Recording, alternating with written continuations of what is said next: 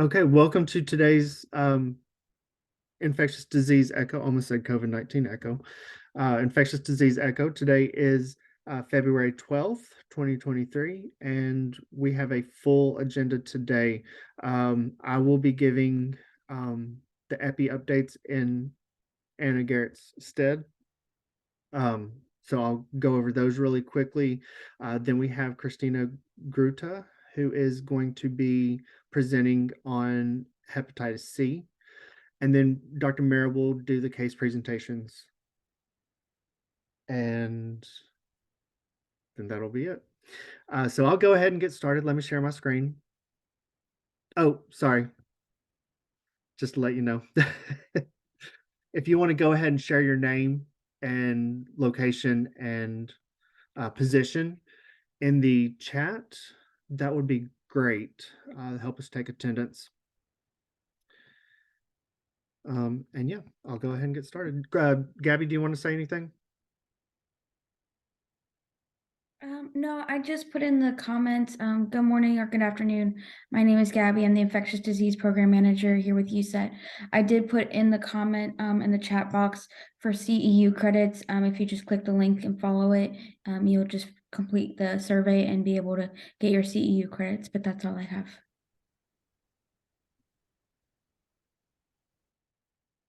Okay. So welcome to today's infectious disease echo.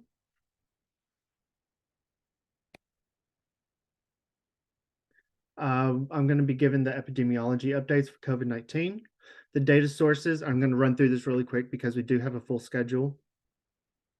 The data sources that we have used is the IHS National Area Weekly COVID-19 Tracking Sheet, the CDC community levels for COVID-19, CDC wastewater surveillance, the HHS Protect COVID-19 Data Hub.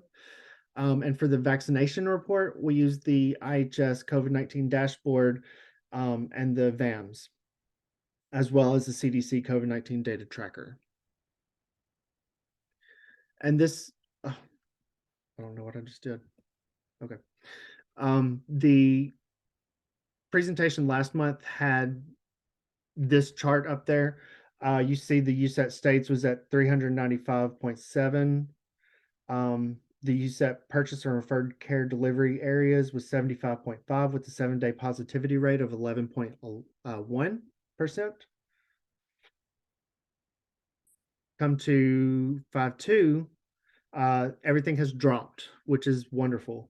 The USET purchase and referred care delivery areas for COVID-19 was 46.2, and the USET states was down to 277, and the 7-day positivity rate was 6.7%, which is wonderful. The main variant of concern, was XBB.1.5, as it has been. And you can see it's just getting more and more blue with a little bit of purple in there. So it's staying at XBB 1.1.5 and 0.1.16.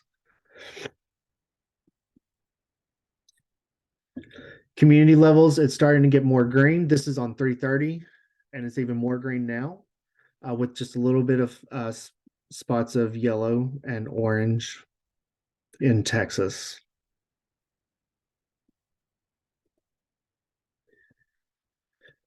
USET community levels as of 4/27.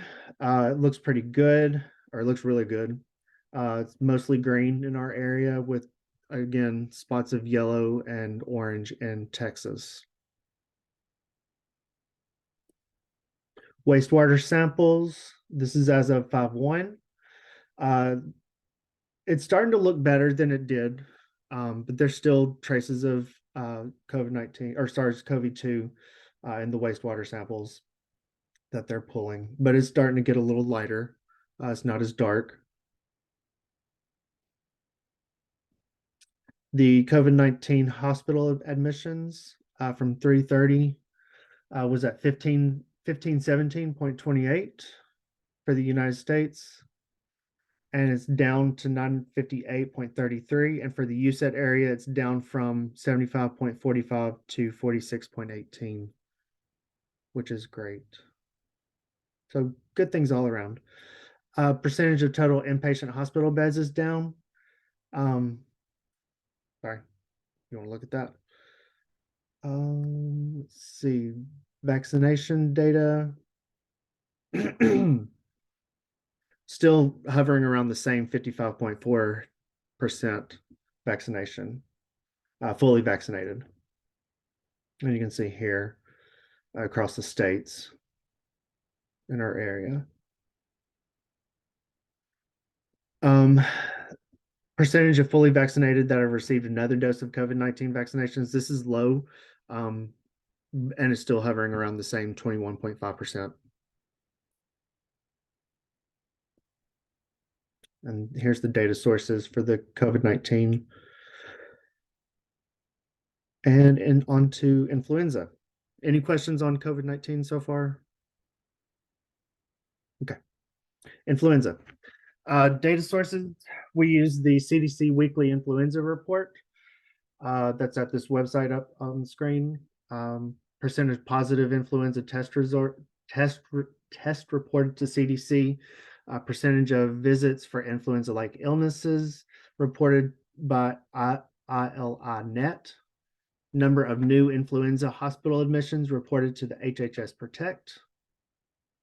Influenza-like illness activity level by state.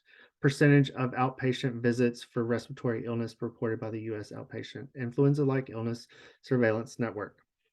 And then we have three metrics from the IHS Weekly Influenza Report, which is the percentage of influenza-like illnesses visits for the national IHS, Nashville area, and the seasonal vaccination by IHS region and age group. So those are the metrics we're going to be looking at. Here's some general information. This data aims to provide a general overview for the current incidence of influenza and vaccination across the United States. Data is reported by Morbidity and Mortality Weekly Report week. The MMWR week is the week of epidemiologic year for which the National Notifiable Diseases Surveillance System disease report is assigned by the reporting local or state health department for the purpose of MMWR disease incidence reporting and publishing. And I allow excuse me. I allow visits for respiratory illness that includes fever plus cough or sore throat, not laboratory confirmed influenza. And next slide. So everything has gone down, which we kind of expected because it's out of the flu season now.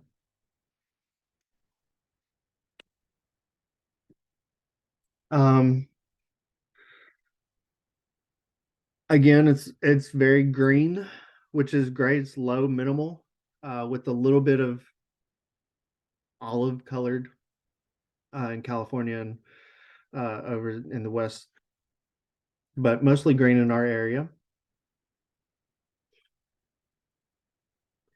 Vaccination rates, the seniors 65 plus years is the highest vaccination rate, which is standard in our area. We are low on the children 6 months to 17 years is low. We need to work on doing some outreach on that. And number of new hospital admissions by HHS Protect. You can see this spike, but it has gone down and almost non-existent now. Does anybody have any questions? Sorry, I'm covering this for Anna, and not really my wheelhouse, but hope y'all got a lot out of that. And let's see. We're going to move on to, let me stop sharing my screen. Okay, we're going to move on to Dr. Christina Gruta. She is a clinical pharmacist specializing in HIV and hepatitis C pharmacotherapy. She is a senior consultant for the National Clinical Consultation Center's HIV warm line, PEP line, PrEP line, perinatal HIV hotline, and Hep C line. At the NCCC, she also mentors new clinicians with a focus on best consultation practices. Clinically, Dr. Gruta cares for patients living with and at risk for HIV and at the University of California, San Francisco 360 Wellness Center. There, she works collaboratively with a multidisciplinary team to optimize drug therapy and healthcare outcomes, particularly for patients of color. She obtained her PharmD at UCSF and did residencies in pharmacy practice and in HIV/AIDS. So I'll turn it over to you, Dr. Gruta. Thank you so much, and thank you for the kind invitation for our group to present to you today. And I will be talking about hepatitis C treatment interruptions, proposed management, and prevention of these situations. Great. I have nothing to disclose, and these are the goals and objectives of today's discussion. Okay. So the dawn of DAA treatment has been a watershed change in the ability to cure hepatitis C for most people, thus preventing progression of disease to cirrhosis, HCC, and death for a treatment course that lasts 2 or 3 months. While clinical trials have demonstrated the high efficacy of our current treatment options, real-life use have revealed challenges unaccounted for in these trials. One such challenge are scenarios where treatment courses are interrupted. These bubbles represent a handful of situations presented to the National Hepatitis C warm line. We also call it the HEP line or the Hep C line. For example, there were cases involving pharmacy refill mistakes or instances of substance use or relapses, or patients stopping treatment for unclear reasons and months later present for care again. Let's take a look at a couple of cases more closely. This first case, case A, is from 2019, which may seem old now, but I will share why a little later I chose this case. A nurse practitioner from a community clinic in California called about a 28-year-old male with genotype 1A infection who is treatment naive and a viral load of 94,000. He doesn't appear to have cirrhosis based on a FIB-4 score. The patient is still actively using injection drugs. The patient and providers decided to start an 8-week course of glucapavir pibrentasvir in February 2019. The managing nurse practitioner saw the patient in urgent care for reasons unrelated to his hepatitis C and learned that he had missed some doses of GP. Furthermore, the patient went to rehab sometime in late March and early April and missed yet more doses of GP. Here's a timeline of what had occurred to help us look at when the interruptions took place. February 1, he picked up a 14-day supply to start off the 8-week course of GP. And then February 22, he picked up a second 14-day course, but obviously he was a week late. And then on March 8th, he picked up his third 14-day supply on time. And this supply should have been run out by March 22, but he didn't pick up on March 22. But he finally went to the pharmacy on April 11th to ask for the last 14-day supply, 20 days late. And at this point, the pharmacy told him, why don't you check with your provider to see if this is something that they still want you to continue? The provider then calls us to ask, given the lapses in treatment course, what should we do? Finish the last 2 weeks of GP, start over, treat him like a treatment experienced individual, or something else? Here's another case to ponder that came in very recently. This case involves a 47-year-old female initially worked up for hepatitis C treatment in 2022. She also had genotype 1A infection and a baseline viral load of almost 1 million. She had a fibrosis score of F1 to F2. On August 17, 2022, she received a 4-week supply of GP, but she failed to pick up the second month and she was lost to follow-up. The clinic made several attempts to contact her, but to no avail, until she responded finally to a letter directing her to get labs and be reassessed. She went to the lab on April 4th, 2023, and her hep C viral load was 23,900. The providers do not know how much of her first month of GP she took and over what time frame. So the question was, how should we proceed with her treatment at this point? I will go over how we manage these cases at the end of the presentation, so I'm not going to leave you hanging. But let me just give you a little context about the hep C warm line. So these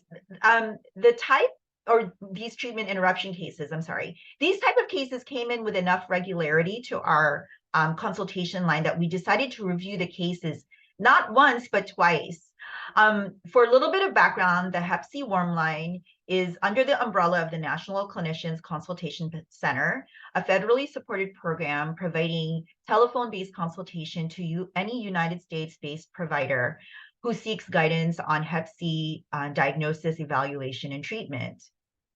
Our case review number 1 looked at cases over a shorter period of time from November 2018 to April 2020 with the goal of describing the callers and the patient demographics with respect to these interruptions and identifying situational themes for what led to the interruptions or lapses in treatment. A more recent and comprehensive review looked at cases since the inception of the hep C line in July 2017 until October 2021 with the goal of comparing the advice of our hep C line, comparing it with the AASLD hep C guidance for lapsed or interrupted treatment courses, which was published October 5, 2021. In the review of cases from 2017 to 2021, there were a total of 873 cases of or calls that came into the hep C line, 94 of which involved treatment interruptions. That's more than 1 in 10 cases. The median age of patients was 46. The providers identified 43% of the patients as cis females, 56% as cis males. Glecaprevir, pibrentasvir was utilized in 43 of the total cases, followed by sofosbuvir, velpatasvir in 29, and sofosbuvir, lidibasvir in 16. The vast majority of the patients were not cirrhotic, although we have to acknowledge that liver staging was not known in 17 of the cases. As for when the interruptions occurred, 51 of the 94 cases occurred at or after the 28 days of treatment commencement. 32 occurred less than 28 days after start of treatment. And there were 11 cases where we were unable to determine when the interruption took place. There were a myriad of reasons that were noted as for what led to treatment lapses in our first case review. Anything from active substance use and either going to rehab or getting incarcerated for substance use, to the patient suffering from an acute illness, to the patient's misunderstanding of the regimen, or to the clinic or pharmacy having miscommunication with the patient. The most common themes identified that led to interruptions were substance use or relapse, or medication access / care coordination issues that included scenarios like medication pickup or delivery confusion and insurance gaps. Acute illness was also identified as a common setting, as was mentioned earlier. And later I will review proposed strategies to avoid or minimize the chances of treatment lapses. The cases of treatment interruptions begs the question, how much adherence to DAAs is necessary to achieve SVR12? There are very few data, but let's briefly review them. A study published by Grebley et al. In 2017 called Simplify was an open-label, single-arm study that recruited subjects with hepatitis C infection and had used injection drugs for the last 6 months. 61% of the participants were on opioid substitution treatment. Participants were given 12 weeks of sofosbuvir, velpatasvir in increments of 1-week blister packs. Of 103 participants, 100 finished treatment, and of those, 97% achieved SVR12. Well, you may say, great, this shows us that people with recent opiate use disorder can succeed in their hep C treatment, but what's the big deal with treatment interruptions? Well, the bigger deal was in a follow-up analysis conducted by Cunningham et al. That looked at adherence of participants in the Simplify study. The study defined adherence as taking 90% or more of the soft vel doses. Median adherence in the study was actually really high at 94%. So yes, this was a pretty adherent group.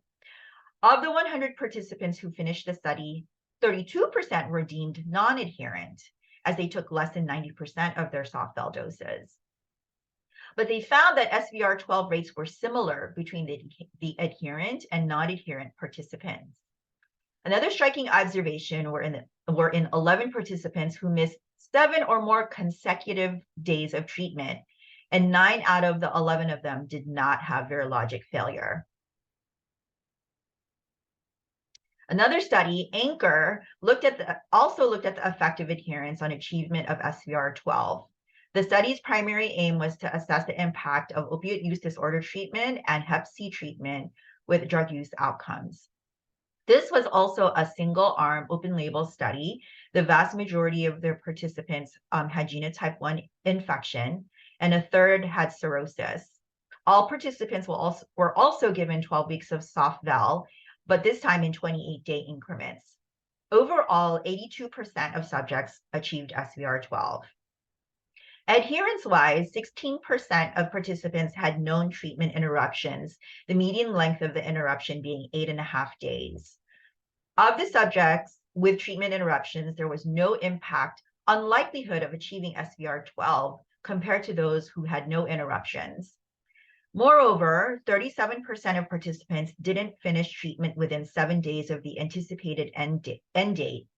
In other words, they finished late. Those late finishers were as likely as those who finished on schedule to achieve SVR12. What do these studies tell us and what do they not tell us?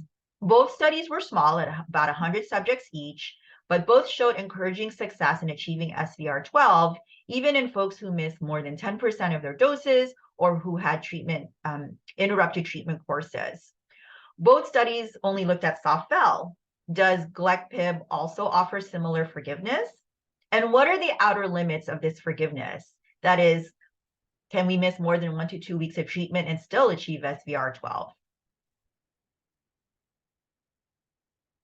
A third study to ponder on the effect of imperfect adherence is Navigatore, based in Lombardy, Italy. The study asked the question of how does stopping treatment prematurely affect SVR12 rates? As some of you may be familiar with, there are times when abbreviated courses of DAA treatment have led to clearance. Navigatore was a retrospective analysis, and cases were included if the patient stopped treatment prior to planned end of treatment date and had SVR12 data available in their charts. This study looked at 365 patients, 42% of whom were women, 63% had genotype 1, and amazingly, more than 2/3 of patients had cirrhosis. Older DAA regimens were more represented in this study, with more patients on sofosbuvir lidipavir and sofosbuvir decladisvir than current workhorses of soft vel or GLEC-PIB. The median time of treatment discontinuation was 1 week prior to scheduled end of treatment, but there were 45% of patients who stopped 2 weeks early.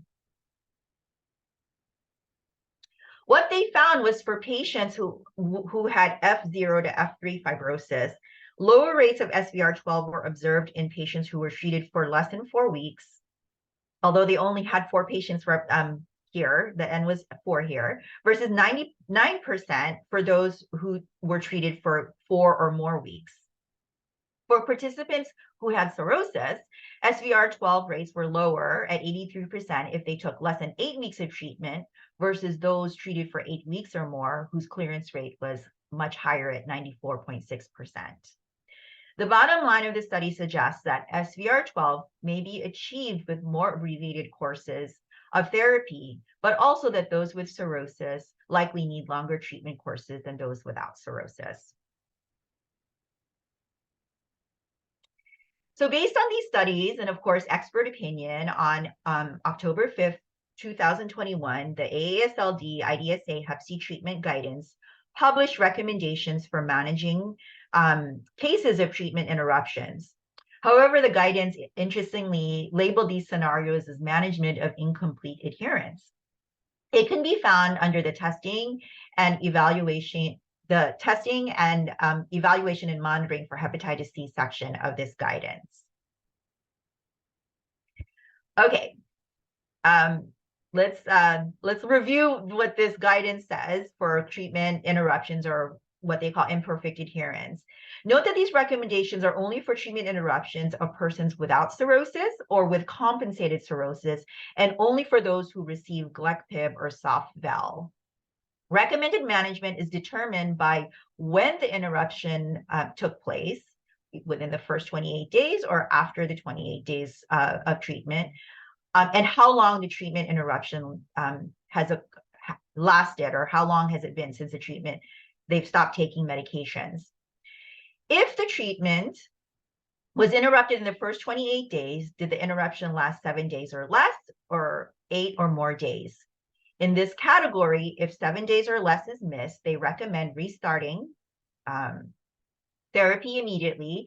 But if the interruption was for 8 days or more, the recommendation is to restart therapy and get a repeat hep C RNA test if possible.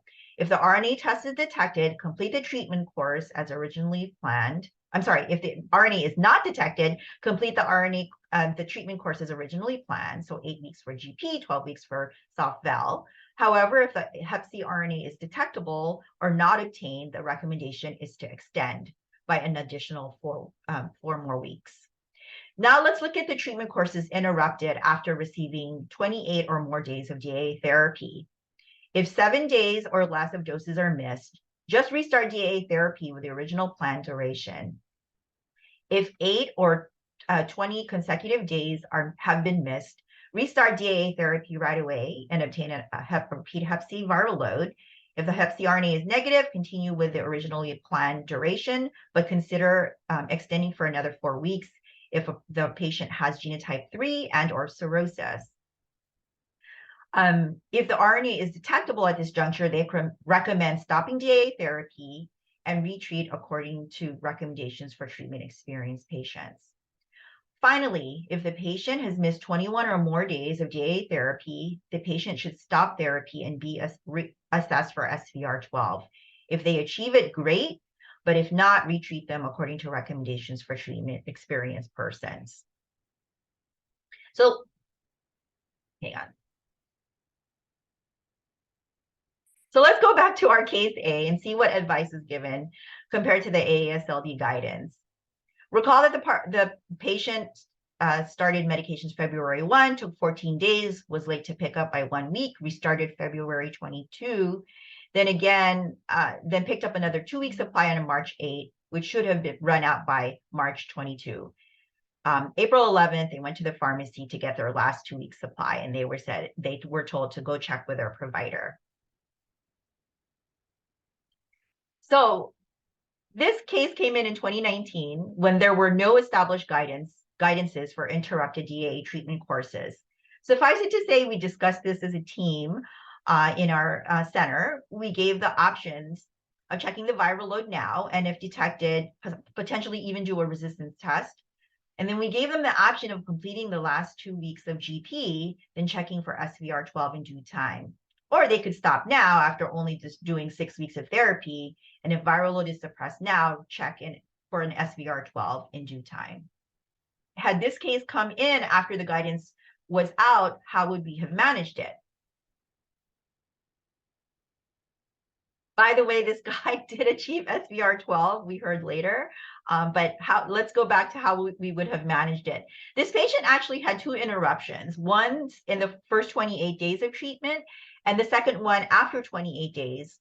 Since we were contacted during the second interruption, let's go through the algorithm for that interruption. So for this patient, he had missed 20 days, consecutive days, and the guidance recommends restarting DAA therapy and checking for a hep C RNA. If the RNA was negative, to complete the originally planned course for 8 weeks. He did not have genotype 3, nor did he have cirrhosis, so we didn't need to extend for an additional 4 weeks. If the hep C RNA was detected, the recommendation is to stop GP and retreat according to recommendations for treatment-experienced persons. So this guy actually cleared. We normally don't get these outcomes from our callers. But this guy actually cleared, and it wasn't clear to us whether they gave him the last 2 weeks versus they just checked for SVR12 after those 6 weeks that he had finished. He had taken the GP. Okay, what happened with case B? This is the 47-year-old woman who started GP in August 2022, and then never got her second month, was lost to follow-up. Her Hep C viral load was checked in April of this year, and it was detectable. So we advise the provider to consider rechecking the genotype, because if it's not 1A any longer and the patient's history is consistent with new exposures, then we can treat her as a reinfection, which is a lot easier. We don't have to worry so much. We also want to know, did she take all 28 days of the initial month of GP or just a part of it? Per the AASLD guidance for imperfect adherence, if she took less than 28 days, since the interruption has been greater than 8 days, or 8 days or greater, I should say, and the current viral load is detectable, we would just have her restart GP and extend it for an additional 4 weeks. But if this patient took exactly 28 days of GP, since she has skipped 21 or more days of treatment, we need to stop and treat her as a treatment experienced person, as she clearly did not achieve SVR12. The maximum amount of drug, though, that she would have taken is 28 days. And yet, if she only took it for 27 days, the management is vastly different for that. So there's some argument about whether or not we would follow the treatment experience route if she took exactly the 28 days. Because when guidelines are made, lines do need to be drawn, and sometimes it's based on good data and an expert opinion or both, but sometimes it seems a little arbitrary. So now that we have guidance for how to medically manage Hep C treatment interruptions, let's talk about prevention. What are some of the proactive approaches or strategies we can employ to avoid or at least minimize lapses in Hep C treatment courses? This topic deserves a presentation of its own, but based on what we learned from our initial chart reviews describing situations that led to interruptions, the themes that repeatedly came up are substance use, med access / case coordination, and acute illness. While we can't do much about preventing acute illnesses from occurring, there are some approaches that have been proven to be successful in addressing the other issues. One is co-location of substance use treatment and Hep C treatment. Literature describes many successful models where Hep C treatment is being done in methadone or other opioid substitution treatment centers. Secondly, we need to build a clinical village. Again, successful Hep C treatment models have been described in multidisciplinary practices or practices that utilize treatment navigators from the community to shepherd the patients from diagnosis to evaluation, to treatment, follow-up visits, and then follow-up lab evaluations. On a more granular level, we need to optimize patient education and communication flow. Then, so we need to optimize communication from the clinic, know who's doing what.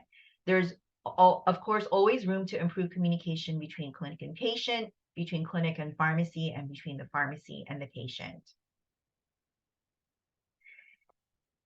Finally, I just wanted to note that in the review, our Hep C cases comparing our advice prior to the release of the AASLD guidance in 2021 on imperfect adherence to DAA therapy, we found that nearly 80% of our Hep C warm line advice was highly concordant with the guidance, and only differing in 13% of the cases from what the guidance recommended.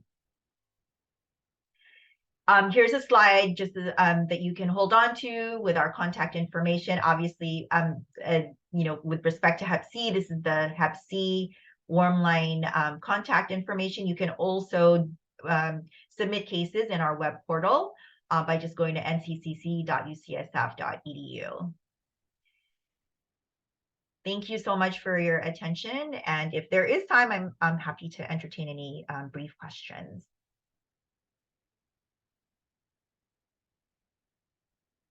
Do we have time, Brian? I believe we do. Yeah. Well, Go ahead. Thank you. Okay, thank you. Thank you. That was a wonderful presentation. The best one I've heard on the topic. So thank you so much for giving it to us. No, it was really great. But I have a question, and you were very clear when you mentioned, you know, the concept of guidelines in this particular subject, that, you know, there is some data, but there's a lot of less data than what we would like to have. And the recommendation seems to be very complicated. I mean, the AASLD, they seem to have a lot of, you know, like an algorithm, but not based on a lot of data. So one question that I have for you is, why would it, because, you know, if we go to that part where you have to retreat the patient, if he was treatment experienced, we're kind of burning bridges, and we have to go to like Rosevi or, you know, or like extended Mavorib with sofosbuvir combinations, which it's like maybe your last, not technically your last, but for most patients, your last good option. So why not do, and you mentioned it on your patient that you presented, why not, because doing that would be because we suspect that there may be resistance from the first regimen. Why not do resistance testing?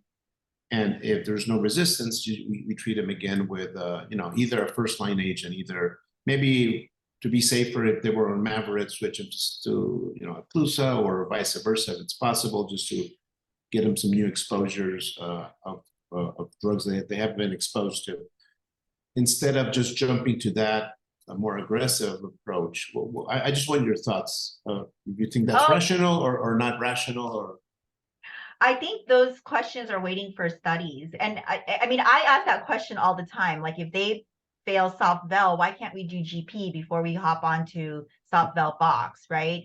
Because, you know, at least in that order, we know that at least the resistance wise, that more likely that pibrentasvir is going to be active if there had been velpatasvir mutations developed, more than likely.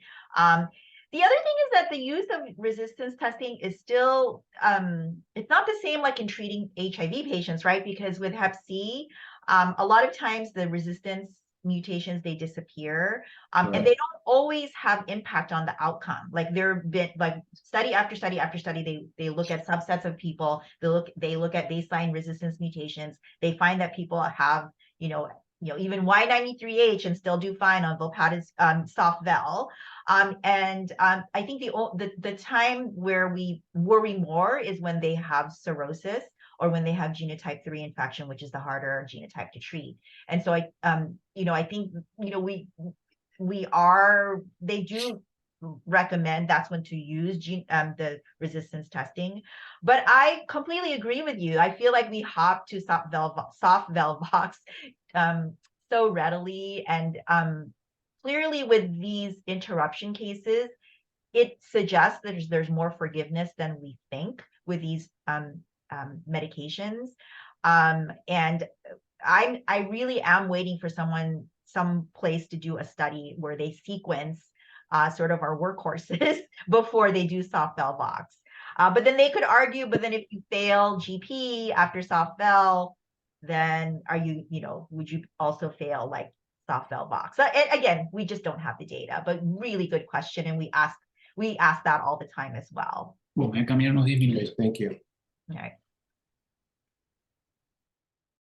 Oh, so one last question on that same subject. So if you do resistance testing, you know, and I agree with you, that some studies, even if there's resistance, they may do well. But being like very strict, could we say, okay, I'll do the resistance. If there's no resistance, it should work well. Or is that not true? Again, I don't think we have the data to say that, and also depends when you did it. Like, if it's been several months and you don't find the resistance, it would probably, my hypothesis is that it would work to sequence the workhorses. I think it's probably better, like I said, to do soft-vel first and then GP. But again, without the data to demonstrate that, the guidance is, the AASLD IDSA guidance is not going to endorse that approach. Right. But I agree with what your thinking is very sound. Yeah.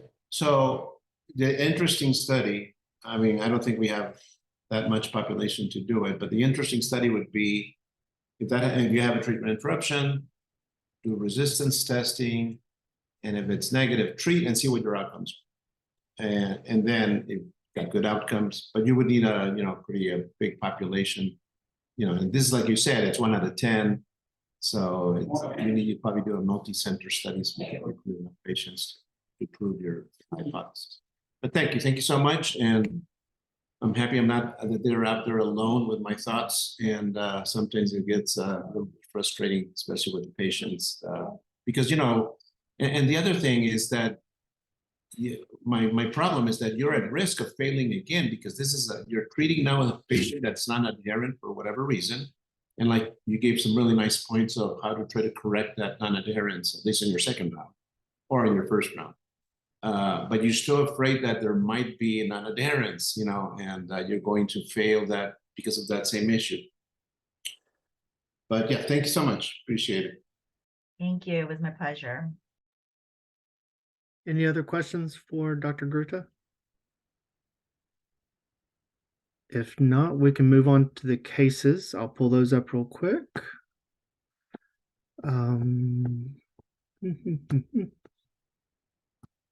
There we go. So Madeline, she's still on? Yes, I'm here. Oh, there you are. Hey. If you want to go ahead and present these cases, Dr. Mara will give his treatment recommendations and Whitney will write them down, hopefully, right, Whitney? Okay. Okay. Yeah, sounds good. So hi, I'm Madeline. I'm a pharmacy resident over at Cherokee Indian Hospital. So I have 2 cases here. So the first one is a 30-year-old male.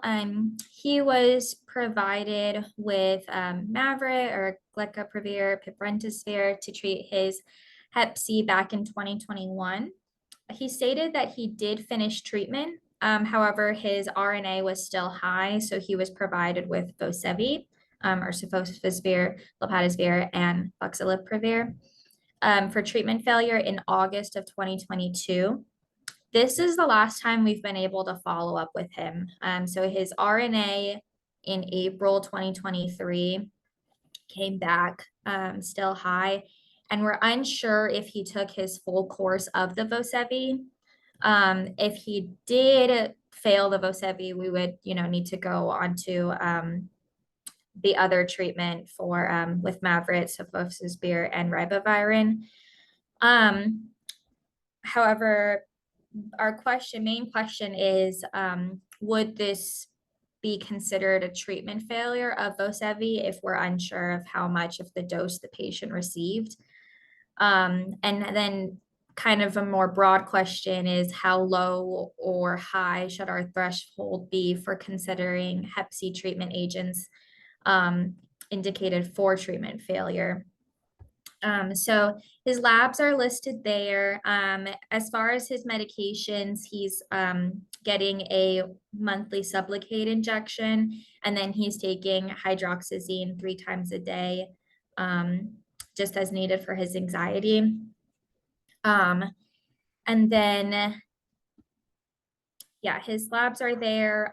He had an APRI score of 0.82 and a FIB4 score of 0.58. So we're not suspecting cirrhosis in him.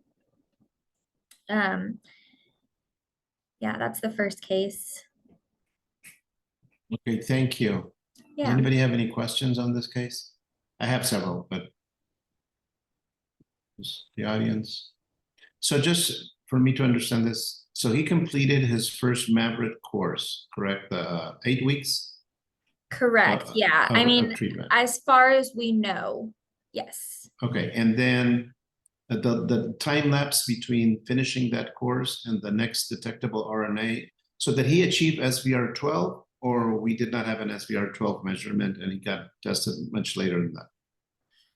So his SVR12 was later, and it was, well, no, he did not achieve SVR12. But I'm sorry, was there a measurement of an RNA 12 weeks after he stopped treatment, after he finished the Mavorite, or there was no measurement there? There was a measurement and it was still elevated. Okay. I think that was No, yeah, there was a measurement and it was still elevated. Yeah, that's not the one that I have listed there. That was a more recent one. Okay, so then you can, and the genotype that he had there the second time was the same one as this 1A, 1A, yeah. okay. Okay, so 12 weeks after he completed treatment, he still has a detectable RNA, he failed treatment. Especially, the genotype was the same. You can't say that he got reinfected with a different strain after he finished treatment. I mean, it's still possible because he could have got reinfected with, a genotype 1A again. But for all purposes, I think he meets treatment failure criteria. And then he got treated with Vosevi, and you're not sure if he completed treatment. Exactly. We haven't been able to follow up. The only reason why we had the RNA that came in April 2023 was for when he came in for his Sublocade injection. And so we're not sure if he took all of the Vosevi. Okay. And you're not sure because he doesn't remember or because you haven't been able to talk to him? Well, kind of both. So we haven't been able to get in touch with him. And then two, we're not sure how, I guess, reliable his own report would be. Okay. Okay, so, my opinion, so you'll need to get in touch with him again, to start treatment anyways. So I think the first thing I would do, I would take a deep dive to see if he completed treatment or not, or how many doses he missed, or what was the duration of treatment, because it would be, not impossible, because there are reported cases, but to fail that treatment after, if he took it completely, that would be a little bit worrisome. So that's the first thing. My recommendation would be get a good history of his second treatment. My personal advice would be, before we go to the third treatment, which is the one you're proposing of combination, I probably would do resistance testing. I know, as it was mentioned by Dr. Ruta, that the information is not as clear cut as like when we do an antibiogram or we do an HIV resistance, that if you have this resistance, he's going to fail. But at least it will give me a better idea of that third regimen that I'm going to propose. So the resistance to sofosbuvir is extremely rare. It's the most stable, drug when you're treating these patients. And then you have the second one is the protease inhibitors, and then finally the NS5As are the ones that cause a little bit of more problem. And like it was mentioned, they tend to fade away. Now, if this fading away means they're not there, or it's meaning we're just sequencing the majority of the virus, which is not resistance, that's a different story. But my recommendation here, because this is a difficult case, and I'm, Dr. Groot or Whitney or anybody else gives their opinion, I would be delighted to hear it. I would probably get a good history of if this was a true failure, or was this just that the patient didn't take the medications. But nevertheless, with either response, I would probably do resistance testing, my personal opinion, before I jump into the third regimen, at least to have some reassurance that the third regimen might work, because there's not resistance to the drugs that I'm going to be using. But of course, you'll be adding ribavirin, which that will help probably. And that's what I would recommend. Let me take a look at his labs real quick.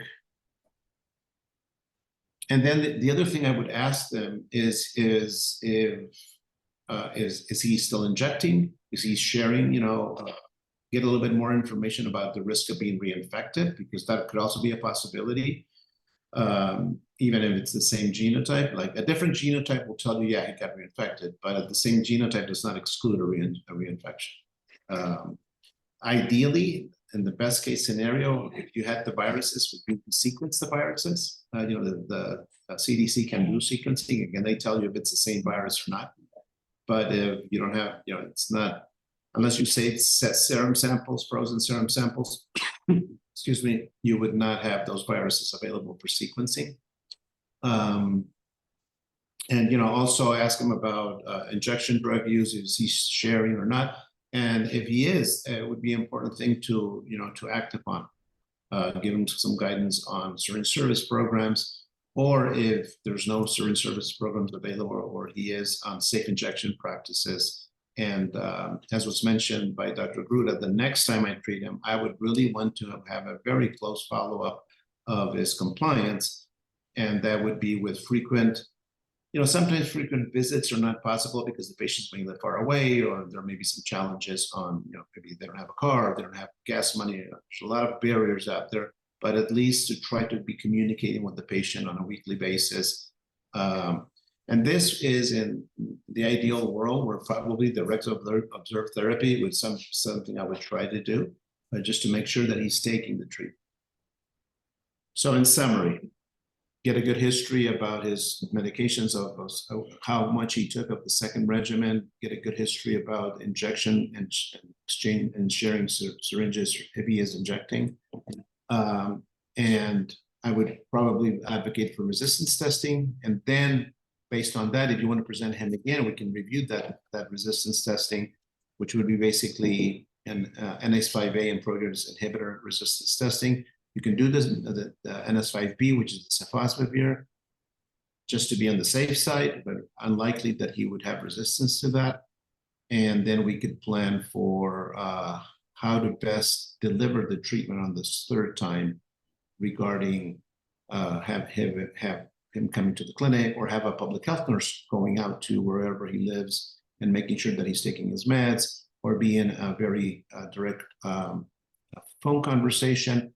And there are some apps out there that, of course, if you don't have them installed, it's not going to be a solution for this patient, that lets you do direct observed therapy through videos. The patient, takes the pills, shoots the video, and then you can look at that video and see if he's actually taking. And I'll stop there. And I don't know if anybody else has any other suggestions or recommendations. Yeah, I had a couple. This is Whitney. So I think that, you had mentioned that he's getting SUBLOCADE injections. And my first thought was, is he showing up somewhere for that every month, or is it hit and miss? How is his adherence for the SUBLOCADE injections? Yeah, he does pretty good. And he comes to our outpatient behavioral health side of it. And so he does pretty good with showing up to most of his appointments. He has missed a couple of them. But I think that as far as him being adherent with a daily kind of dose is more questionable. And the site that, like the physical location of where he's getting the SUBLOCADE injections, is that different from where he would go for hepatitis C treatment visits? No, it's in the same site. Sometimes it's a little bit hard to catch them, I guess. But it is in the same site. Yeah. So I think one thing that I would really try, aim for with this patient is to coordinate his care to one location. That seems to be helpful for patients who have a difficult time making multiple appointments. And if you can, even like through our campus is pretty big, and we'll have patients who present to one location, but they don't walk all the way across campus on the same day to see us if we need to see them too. And so maybe making those kind of like compromises for the patient, as the team, instead of having the patient do it. We will send a team member there and wait on them at their appointment time if that's what it takes. And I think that, given the situation and the two unsuccessful attempts now to get him treated, I think that it's going to take something drastic like that.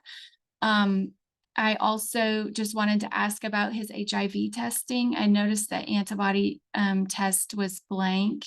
Has he had HIV testing? He has, and it was negative. Okay. Yeah. And I think that, it is possible that he's injecting. I saw you were shaking your head. Yes, like maybe that's a concern. And, if that's the case, he maybe would be a candidate for PrEP. So I would keep that in mind for HIV PrEP. And seems like there's something else, but I can't remember what it was now.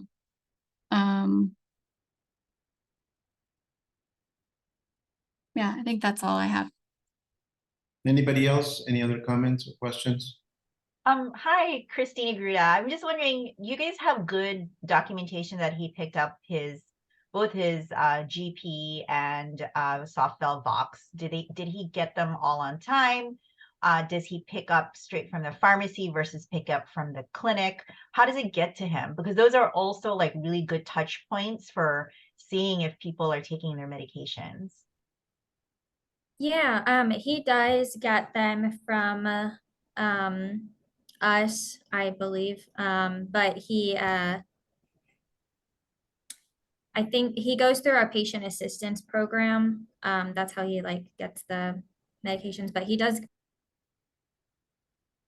You're muted, Madeline. Oh, sorry. Yes, he does pick them up from the pharmacy. He goes through our patient assistance and he picks them up from us. And does the pharmacist speak with him or with patients who come pick it up to reinforce adherence? Is it just like I'm gonna pick it up and that's it? Yeah, that I'm not sure of because sometimes we have patients who get their medications and then it's kind of it may be assumed that the clinic pharmacist who's prescribing the medications and things like that is the one who is counseling. So I'm not sure that we have actual documentation of whether or not he was talked to when he picked it up. Okay, in this patient in particular, I would not be relying on, I mean, all those recommendations are great, but this is the third treatment he's going to go through. It's not this, not even the second. I would not be relying, give me 1 second. I would not be relying on him hitting the system and we chasing him down.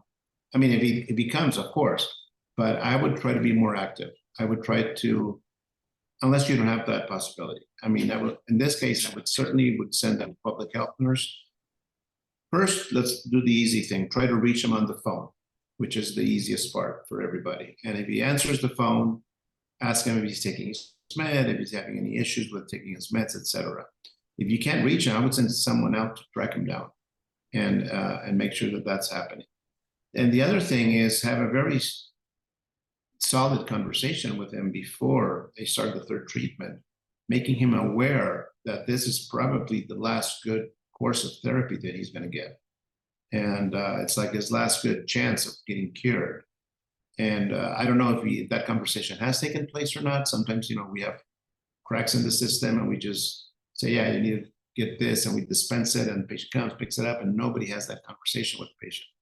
But, and maybe it has happened. I'm not saying it hasn't, but just make sure that that long conversation about adherence takes place.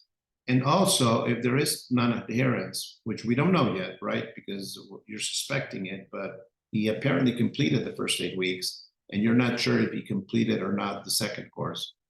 But if that non-adherence is present, I would ask him why. I mean, what are the barriers that he's having on not being able to take the medications? Because, we're assuming a bunch of things, and it may be like it was mentioned that he come and pick them up. I don't know if he picked them up or not, but if he didn't pick them up, why didn't he pick them up? Is it because he doesn't have a car or ride, or does he have other priorities? And maybe I wouldn't treat him until he is really sure that he can meet that adherence, or try to help him with his other priorities just to get the treatment. This is definitely a patient I want to treat, especially if he's injecting, and we don't know that either, but we have to look into that. So I think there's a lot of information that we still need from this patient. And I saw in the chat that he's coming in today or tomorrow to see his PCP. Maybe having a conversation with his PCP and tell him we need to get information on all these things before we act. Because this is complex. I mean, if he's not adherent, this is a problem. And just giving a third prescription. And remember that adding ribavirin will make this treatment more complex, because now you're gonna have to get him in for hemoglobin checks every week, at least at the beginning, or every 2 weeks. And there may be a chance that you need to stop the ribavirin if he dips, or he could have skin reactions. Now, I haven't used ribavirin in many years, but that was a drug that was the only drug with interferon that we used for many years. So the treatment's going to get rougher. I mean, if he was non-adherent to a non-ribavirin treatment, it's going to be even more problematic. So I think all the comments are extremely valid on trying to use all your resources to track him down and make sure that he's adherent. But I think it starts with a good conversation with the patient and asking him why he doesn't think he wasn't able to take the medications last time. And are there any new barriers in the future? Because maybe some barriers are gone, but now he's got new barriers. So yeah, we'll type up all these recommendations that were given and send them to you. It would be interesting to have a follow-up on what happened. I'm curious what happens in the future. Thank you. So it is afternoon, after 12 o'clock. Do we want to go ahead with the second case, or do we want to hold that for next time? It's up to you guys. We have one more case. One more case. Yeah, I'm fine to stay to get it done if the presenter is okay with it. Madeline, you're good? I am, yeah. Okay. Okay, so this one is a 44-year-old female. So she was admitted to an outside hospital in June 2016, where she was found to have a positive Hep B acute infection and chronic Hep C. That hospital opted not to treat and instead to monitor for clearance. And then her Hep B DNA in March of 2017 was positive. It was less than 20 international units per milliliter. And then in 2017, the patient moved and discontinued follow-up here until March 2023 when she moved back. So our main question for this patient, and we do not have an updated Hep C RNA yet, but our main question is kind of general in patients who have previous HBV infections. What kind of strategies can we use to monitor for reactivation during direct-acting antiviral therapy in patients who are difficult to follow up with? So the APRI score was 0.473, and the FIB4 was 1.52. They did do a right upper quadrant ultrasound in June 2016 that didn't have any specific findings. And then those are the lab values that we have. Most of them, except for like the HIV and Hep C, are from when she came that one time in March 2023. But we haven't had any contact since. Okay, so this is a really good question, and just speaking in general, so when you have hepatitis, when you've had a patient who has had chronic Hep B, that is considered resolved. So the way that you know it's resolved is you're going to have that hepatitis B surface antibody that's going to be positive. The core antibody will be positive and the surface antigen will be negative.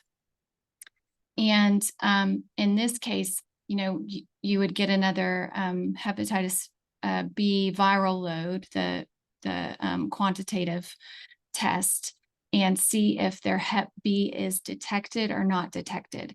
So you mentioned the last one was less than 20, but detected, right?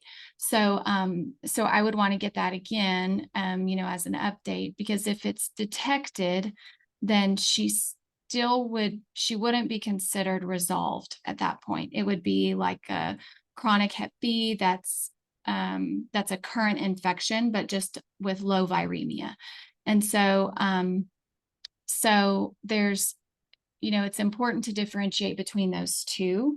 But if the Hep B DNA test is not detected, and it less than 20 but not detected, it would be fine to proceed with hepatitis C treatment. And during the course of hepatitis C treatment, monitoring for reactivation would be doing an LFT measurement at least every 4 weeks while on treatment. And then, with Hep C her LFTs are basically normal now. But with hepatitis C treatment, they should not go up at all. So if there's even a mild elevation in LFTs, I would have a very low threshold to check a hepatitis B viral load at that point. And then, of course, giving the patient all of those warning signs of acute hepatitis, flu-like symptoms plus abdominal pain or jaundice, anything that makes you think acute hepatitis should be relayed to the patient so she can come in case it's not at the 4-week mark. If it's a couple weeks in, she should be aware of those symptoms to come in and get checked if they happen. But once somebody has a resolved Hep B, completely resolved, and it's just a historical thing at this point, LFTs, we just do a CMP every 4 weeks while on hepatitis C treatment. Does that answer your question, Madeline? It does, yes. Yeah, I think she hasn't been here really long enough to know if monthly follow-up would be a possibility. I guess we can only hope. But yeah, it does make sense. Yeah, so we coordinate that with their hepatitis C medication refill usually. So just exactly every 4 weeks, say you're starting treatment on a Monday, 4 weeks from now, I'm going to see you. We have to make sure that you haven't, that Hep B hasn't reactivated. And if she's a difficult follow-up case, I would also get a viral load for Hep C that day to know, if she's taking her treatment and all of that. But yeah, that is what we do, just to coordinate that visit so that we can get as much done on the same day as possible. That's great. Thank you. You're welcome. Anything else to add, Dr. Mara? Yeah, I have a few questions. What's the age of this patient? She's 43. Okay, and she 44, is she sorry. 44. Okay, was she injecting or not injecting? She was, yes. Right now she's just come back to us after 6 years. Okay. No, so the reason I was asking that, hepatitis B is either sexually transmitted or it could be transmitted through injection drug use.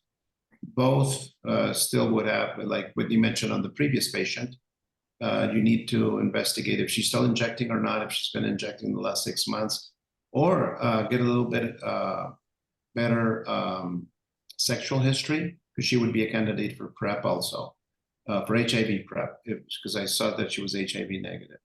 So I would just ask her if she has a stable partner, condomless sex with multiple partners, or she's at risk either sexually or through injection, and PrEP would be a consideration. The other thing is, as Whitney mentioned, you need to get the serology. I would add the hepatitis B antigen and B antibody, just to get a better sense of where she is with the other ones that you mentioned, the surface antibody and the core antibody and the surface. Update all that stuff with the viral load right now, because I understand that's old, right? The information you have. Yeah, so it would be, and we'll write it down and send it to you, but it would be hepatitis B surface antibody, hepatitis B core antibody, hepatitis B antigen, hepatitis B antibody, and the viral load. And that way you can get a good snap picture of where actually she is. Because, if she had acute hepatitis B in the past, usually 90% of the people resolve it, and only 5 to 10% of the adult will go on to have chronic. That same story when you get it through maternal transmission. And then just make sure, I don't know if she has, she's 44 and this happened 4 years ago, 5 years ago. acute Hep B? 2017. Yeah, check if he has children or not, if any of his children were born, well, that period, just to make sure that they've been checked. And make sure that it's a little bit late for this, but well, never too late. Make sure that the household is vaccinated for hepatitis B, especially since we don't know if she's chronic or not right now. Probably not, but you still have to get all those serologies to determine that. Thank you. You're welcome. Great. Just a reminder, if there's no other questions, to fill out the survey that's in the chat. And thank you all for joining us this month. Next month, we'll be discussing Lyme disease. And if you have any other cases, just submit them and we'll take care of them. Thank you all. Thank you, Brian. Thank you.